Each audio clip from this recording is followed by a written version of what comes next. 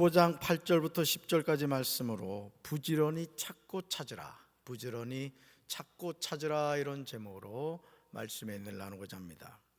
한 사람의 가치가 얼마나 소중한가를 우리는 잊고 살 때가 많습니다. 기도하는 한 사람이 기도하지 않는 한 민족보다 강하다.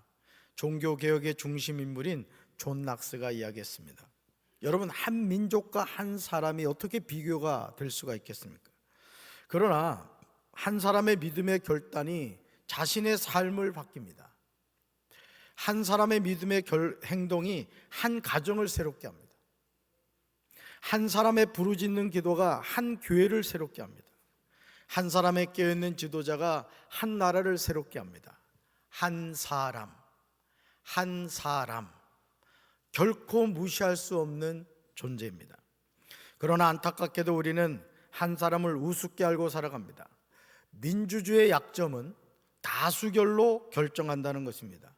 물론 민주주의 강점일 수 있습니다. 그러나 소수의 의견이 묵살이 됩니다. 사랑하는 성도 여러분, 성경을 읽고 묵상하면서 느끼게 되는 중요한 점이 있어요. 그것은 하나님이 어떤 결정을 하실 때 다수결로 결정하지 않으신다는 거예요. 다수결로. 이게 성경적인 사실입니다. 읽어볼까요? 하나님은 말씀하시고 우리는 그 말씀에 절대 순종해야 합니다. 아멘. 하나님은 뭐 하시고? 말씀하시고 우리는 그 말씀에 어떻게 된다? 그렇죠. 절대 순종해야 된다는 거예요. 절대.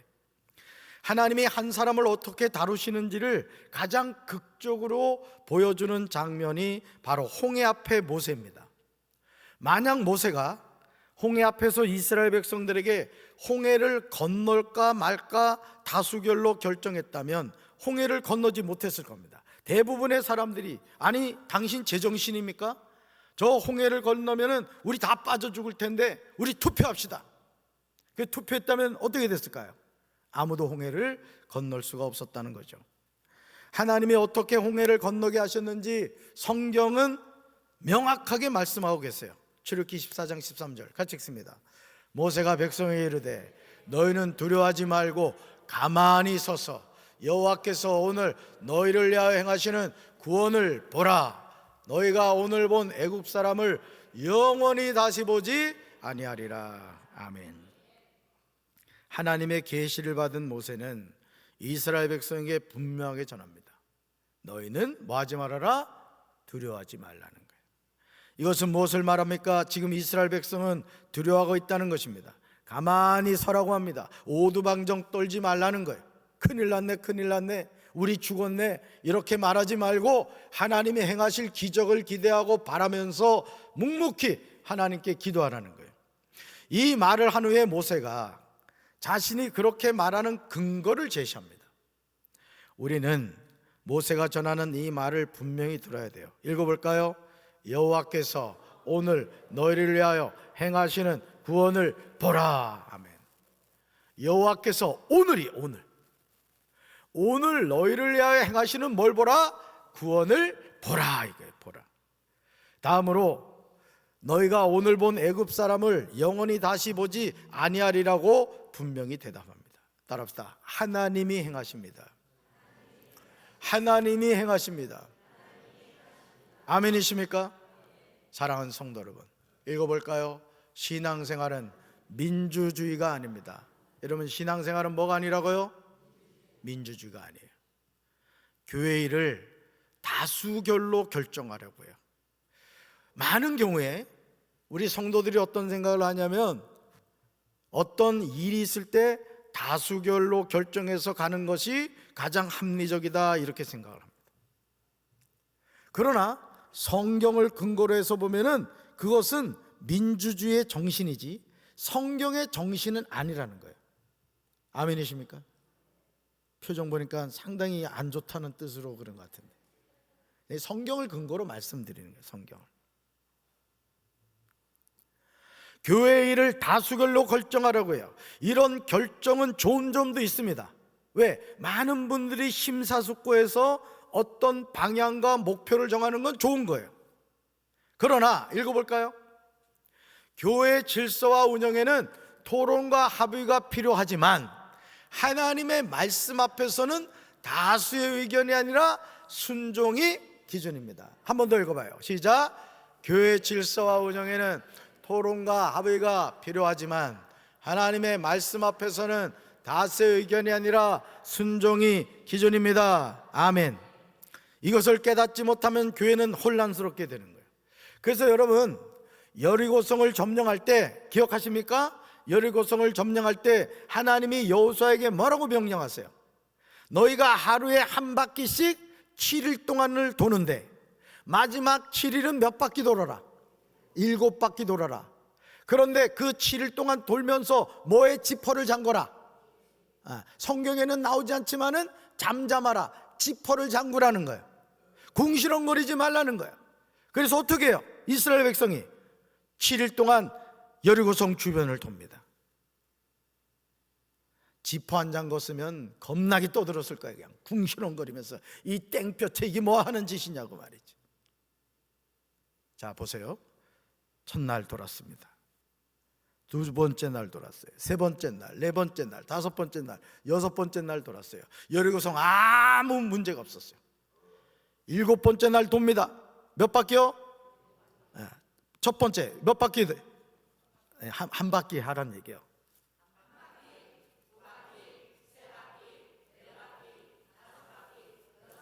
여리고성이 흔들거렸어요?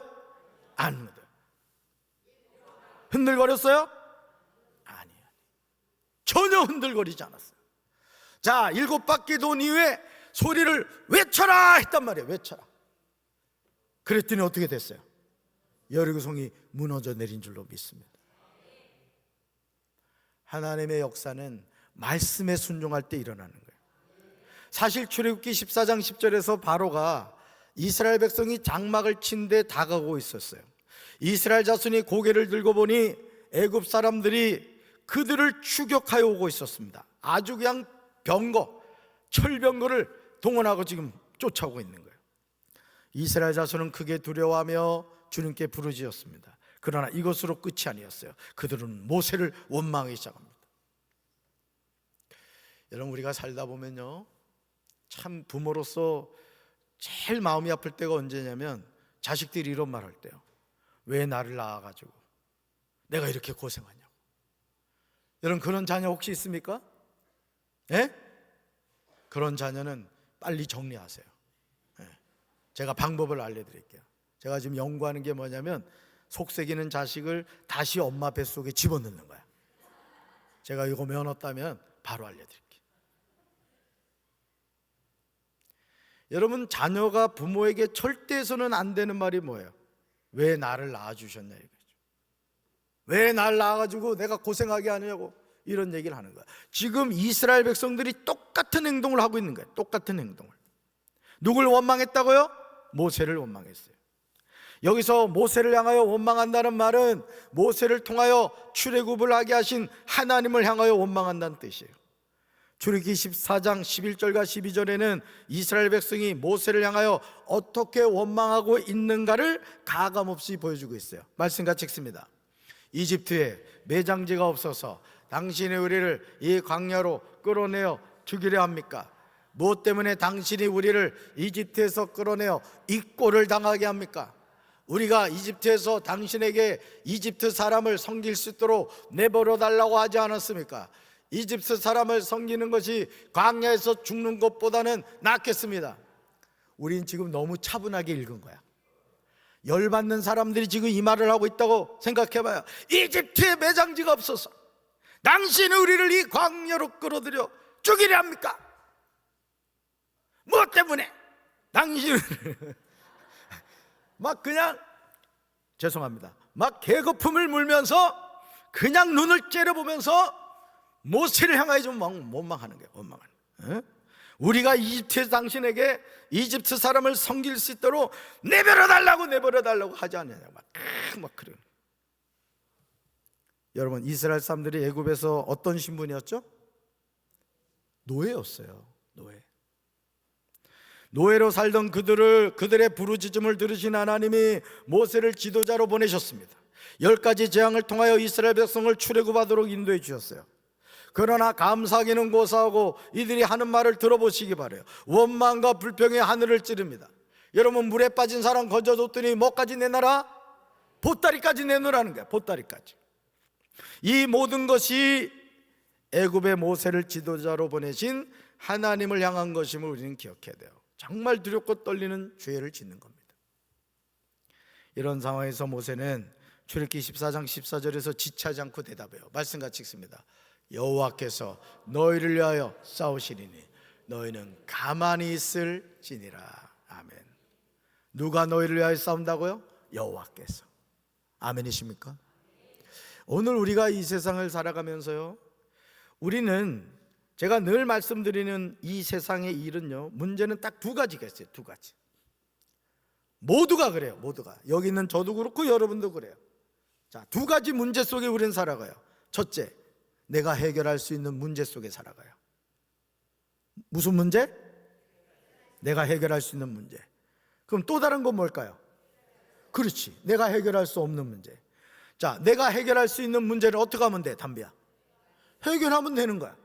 담비 얼굴 씻고 머리 하는 거는 담비가 하면 되는 거야. 그걸 주여 삼창하면서 주여 제 머리를 빗어 주시옵소서. 그럼 하나님이 그럴 거야. 얘야, 네가 머리 빗으렴.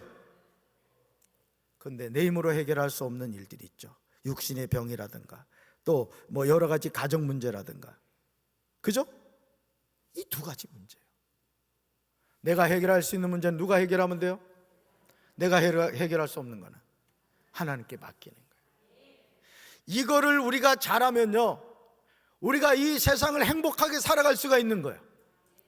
그리고 세 가지 보약을 매일 드셔야 돼요. 항상 쉬지 말고 범사에 이것이 누구 뜻? 아버지 하나님의 뜻이라고요. 할렐루야. 여호와께서 너희를 위하여 싸우시리니 너희는 가만히 있을지니라. 가만히 있으라는 거야. 내가 해결해 줄게. 나 하나님이야. 재진아, 걱정하지 마. 내가 너를 통해 나의 일을 이루어 갈 것이다. 넌 가만히 있으면 돼. 사랑하는 성도 여러분, 바로가 지금 여러분을 죽이겠다고 쫓아오고 있습니까? 여러분 앞에 홍해가 또 버티고 있습니까? 그렇다면 이런 상황에서 저와 여러분이 해야 하는 일은 우리를 위하여 싸우시는 하나님을 의지하는 것인 줄로 믿습니다. 내 힘으로 싸워가지고 이길 수 없어요. 우리는 절대 우리 힘으로 승리할 수 없다고요. 하나님을 의지할 때 하나님이 우리를 위하여 싸우시는 줄로 믿습니다. 하나님이 우리를 위하여 싸우심을 굳게 믿고 우리는 가만히 있으면 되는 거예요. 하나님 앞에 나와 기도하고 하나님의 도우심을 구하면 되는 거예요. 절체절명의 상황에서 하나님은 모세를 향하여 즉시 말씀하십니다. 우리는 하나님의 이 말씀을 들어야 돼요. 이것이 바로를 이기는 비결이에요. 이것이 우리 앞에 떡 버티고 있는 홍해를 밟고 건너는 유일한 비결이에요. 말씀 읽어볼까요? 여호와께서 모세에게 이르시되 너는 어찌하여 내게 부르짖느냐? 이스라엘 자손에게 명령하여 앞으로 나아가게 하고 지팡이를 들고 손을 바다 위로 내밀어 그것이 갈라지게 하라. 이스라엘 자손이 바다 가운데서 마른 땅으로 행하리라. 아멘. 여러분, 이 말씀을 잘 보세요. 내가 해야 할 일과 하나님이 해 주셔야 될 일이 나와요. 여러분, 지팡이 드는 건 누가 해야 할 일이야? 내가 해야 할 일이야. 손을 바다 위로 내미는 것은 누가 해야 할 일이야? 내가 해야 할 일이요. 그것이 갈라지게 하라. 누가 갈라지게 하는 거야? 하나님이 하는 거란 말이야. 하나님이. 아멘이십니까? 지팡이 드는 거 내가 하면 돼. 손을 바다 위로 내미는 건 내가 하는 거야. 그것이 갈라지게 하는 것은 하나님이 하시는데 어떻게 하세요? 이스라엘 자손이 바다 가운데서 마른 땅으로 행하리라 말씀하신단 말이에요. 여러분, 하나님은 지금도 살아계세요. 하나님은 지금도 역사하시는 하나님이라고. 나는 저와 여러분이 이 하나님을 향하여 굳센 믿음을 가지게 되길 주님의 이름으로 축원합니다. 여러분, 불가능하게 느껴지는 일일수록 나는 끝났구나, 그런 절망적인 순간이라 할지라도 여러분이 하나님을 향한 이 굳센 믿음을 가지면 하나님이 역사하시는 거예요. 하나님이. 믿습니까? 하나님은 모세에게 너는 어찌하여 내게 부르짖느냐고 하시면서 이스라엘 자손에게 명령하여 앞으로 나아가게 하라고 명령하세요. 더욱 놀라운 사실은요, 모세에게 지팡이를 들고 손을 바다 위로 내밀어 그것이 갈라지게 하라고 하나님이 말씀하셨어요. 그러면 이스라엘 자손이 바다 가운데서 마른 땅으로 행하리라고 하세요. 여러분 잘 생각해 봐요. 하나님이 하시는 말씀이 우리 생각으로 말이 돼요, 안 돼요? 말이 안 되지. 여러분, 바다가 갈라질 수 있어요? 뭐 어떻게 갈라졌다고 합시다. 근데 여러분, 바닥이 항상 물에 잠겨 있잖아요. 근데 그게 마른 땅이 된다는 게 말이 돼요, 안 돼요? 말이 안 된다고. 근데 모세에게 지금 누가 얘기해요? 하나님이 말씀하신다고요. 하나님이 말씀하시면 된다는 거 믿어요? 아멘만 하지 뭘. 이게 확실히 믿어져야 돼요. 확실히 믿어져야 돼요.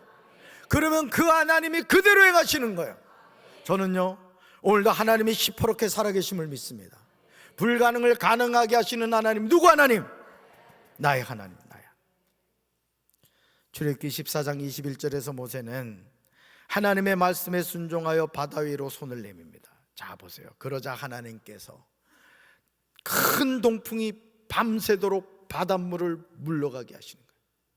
누가 더 바빠요? 하나님이 바쁘신 거예요. 우리가 믿음으로 결단하고 선포할 때 하나님이 일하시는 거예요. 하나님이. 아멘이십니까?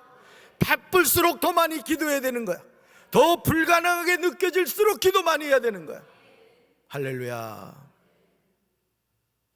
물이 갈라져 바다가 마른 땅이 되었습니다. 읽어볼까요? 한 사람의 순종이 하나님의 역사를 이룬 것입니다.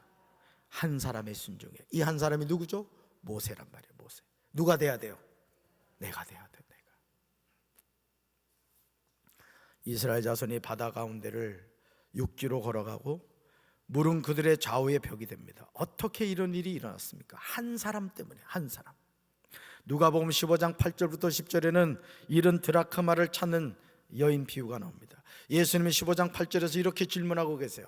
말씀 같이 읽습니다. 어떤 여자에게 드라크마 연립이 있는데 그가 그 가운데 하나를 잃으면 등불을 켜고 온 집안을 쓸며 그것을 찾을 때까지 샅샅이 드시지 않겠느냐. 아멘. 여기서 한 드라크마는 한 데나리온과 동일한 가치로서 오늘날의 일반 노동자 하루 품삯에 해당이 되는 금액에 지나지 않습니다. 그러나 한 가지 유의할 사항은 유대 여인에게 있어서 10드라크마는 결혼 반지에 해당한다는 거예요. 10드라크마는.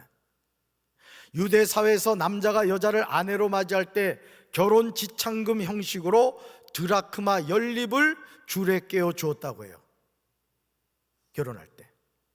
그래서 결혼한 여인은 그것으로 자기 머리를 장식하였습니다. 그러므로 10드라크마는 여인의 지참금이기 때문에 귀중한 재산이며 비상금이 됩니다. 그래서 유대 여인들은 잠을 잘 때도 이를 절대 풀어 놓지 않는다고 합니다. 얼마나 소중한 선물이에요. 결혼할 때 남편이 나에게 준 거란 말이죠. 그러기에 이 10드라크마에서 하나라도 빠지면 결코 장신구의 역할을 다할 수 없기에 여인은 부지런히 그것을 찾았던 거예요.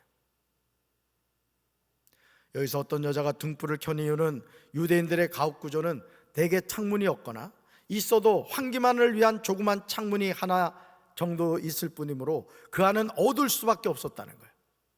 사랑하는 성도들, 드라크마 10개 가운데 하나를 잃어버린 거예요. 그래도 9개 드라크마가 있으면 되지 않습니까? 그러나 그렇지 않다는 거예요. 10개는 한 세트라는 거죠. 하나가 없어지면 나머지 9개는 무용지물이 되고 맙니다. 누가복음 15장 9절에서 어떤 여자가 그토록 찾고 싶었던 한 드라크마를 결국 찾았어요. 이 여인은 너무 기쁜 나머지 잔치를 벌입니다. 사실 어떤 여자의 행동은 수지타산이 맞지 않아요. 그럼에도 잔치를 벌여요. 말씀 같이 읽습니다. 또 찾아낸지요 벅가윷을 불러 모으고 말하되 나와 함께 즐기자.